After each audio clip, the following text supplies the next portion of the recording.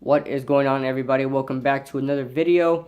Today we're going to be discussing a recap for the preseason game for the New York Giants. 27-10, they lose to Miami.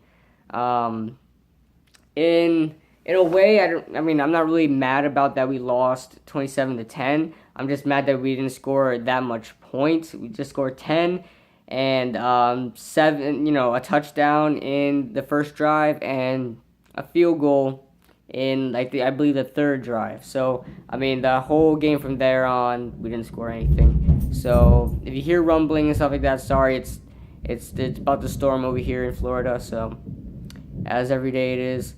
So as you guys know, Eli, Victor Cruz, I believe J.C. Thomas didn't play. A few others didn't play. But Odell Beckham wound up not playing because there were severe weather conditions over there at MetLife, and because the game got delayed about 45 minutes, and I believe Ben McAdoo had the best interest not playing Odell, which is completely fine by me. I'd rather him not take the chance of getting injured because we know what we get from Odell. He doesn't need practice reps. He doesn't need it as much as any of these other players do. He's already proved himself. So I think Ben McAdoo is doing a fine job coaching. He's doing a good job managing as well. He's taking players. I wonder, have you ever seen Eli Manning not playing a game? The first preseason game where he's getting reps. You haven't really seen that, and that shows you right there. The top quarterbacks in this game really don't play. Aaron Rodgers barely plays. Drew Brees barely plays preseason. So I think it's fine with me that the top players don't have to play as many preseason games as the other ones because they have already proved themselves. So, I'll start off by saying the rookie class did very well this preseason. Eli Apple had great man coverage. He was sticking his receivers pretty well. And I'm pretty happy to what I saw from him, especially on special teams when he was playing gunner. He got right. He was double teamed by two Miami Dolphins players. He got right off of that and was there to help field the ball inside the 5, I believe. So I believe it's inside the 10.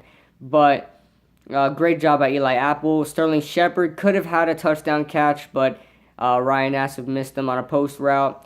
And then he had a great diving catch. I believe it was like a 24-yard gain. And that's all we saw from him, but he did very well. And I'm happy with what I saw from the reps he got. And like I said, I know Ben McAdoo's not going to give him as much reps. I know we want to see it as fans, Sterling Shepard shining in the preseason, but I think it's in our best interest that he doesn't need to play when it doesn't really count. We know what we get for Sterling Shepard, and I know we want to see it with our own eyes, but let's just wait till the regular season.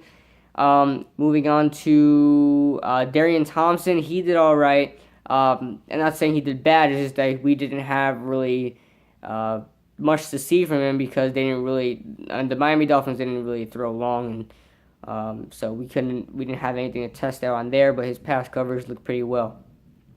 B.J. Goodson had 6 solo tackles and I believe 2 assisted tackles, so I believe that makes 8 total tackles. So he did very well in his first outing as a New York Giant. And we're gonna see what he does, if he's gonna be playing middle or he's gonna be playing the strong side role. So we'll see with that. But his pass coverage has been getting better, and it looks like it's been getting better. So and I know he's a run stuffing thumper as well. So I like what we get from B.J. Goodson.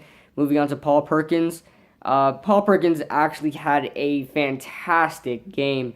I'm not gonna over exaggerate or anything, but he did very well in his first outing as a New York Giant. Every single play I seen for him, besides that muff fumble, rookie mistake by him, but besides that, he did very well as far as his elusiveness and no yard gains. He got some handoffs that were no yard gains, but could have been negative yard gains. But his elusiveness actually got him to the line of scrimmage.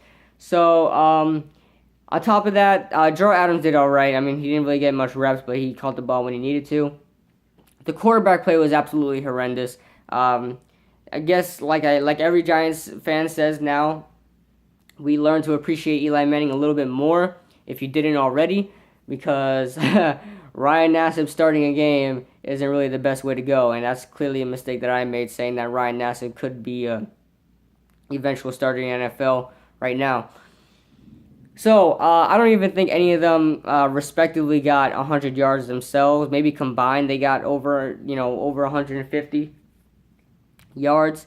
But yeah, nothing too special from the quarterback play. The linebacker play was actually pretty impressive as well. I mentioned B.J. Goodson. Jonathan Casillas did very well. J.T. Thomas, I believe, was supposed to be the starter, but he didn't get to play. But Jonathan Casillas did a very good job filling in his place with almost 2 picks himself. He got one reading off a crossing route, and before that, he could have gotten a second one, but he just didn't keep his foot in bounds. So another thing I want to mention, you guys, watch out for Andrew Adams. He's number 33. He's playing safety.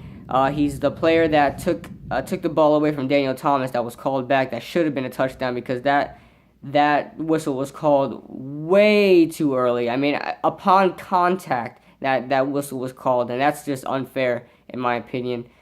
So that ball should have been stripped out of the running back's hands and should have been a touchdown by Andrew Adams. He would have got a lot more hype from that.